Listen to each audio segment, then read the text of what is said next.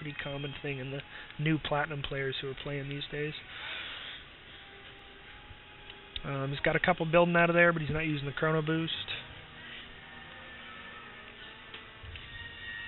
Coming down here, he's attempting to get in there for some harassing. It's not working very well, and I do have Spore Crawlers starting to pop up.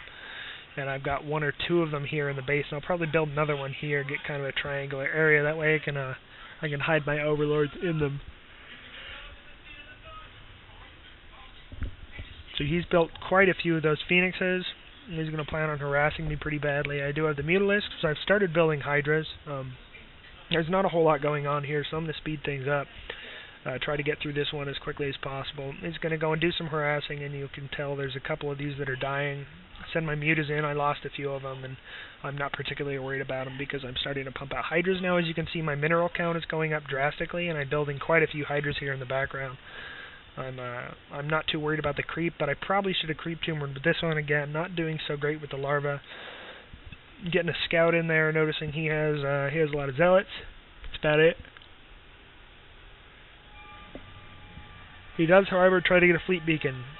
Number one fallback tactic. He seems like he's probably an older player, maybe played StarCraft 1. Falling back to the carriers. Against the amount of Hydras I'm going to build and building, it's not going to do a whole lot of good. Right now I could take out most of those real quick, and you're going to see a fight involving my Hydralisks and killing him here pretty soon. Since I don't go directly into his base, what I'm going to do is attempt to scout him here with this Overlord and drop in this Nidus behind. They changed the way that these work slightly, and Hydralisks unload slower than they used to.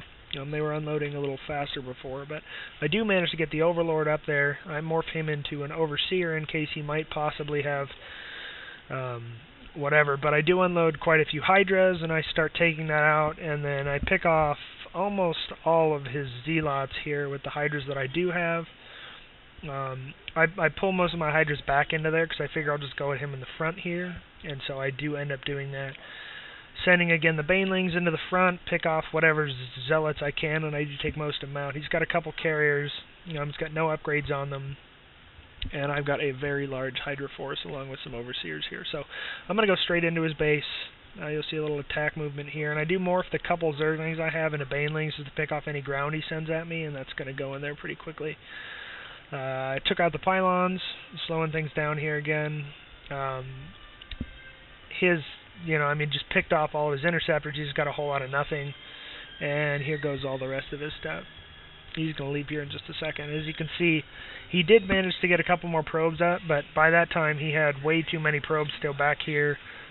He doesn't have enough minerals really to do a whole lot. I guess he's got 3,600 minerals, which he should have been building a lot more with, but as I stated there, he got way behind when I took out that Cybernetics core at the start of the game. So.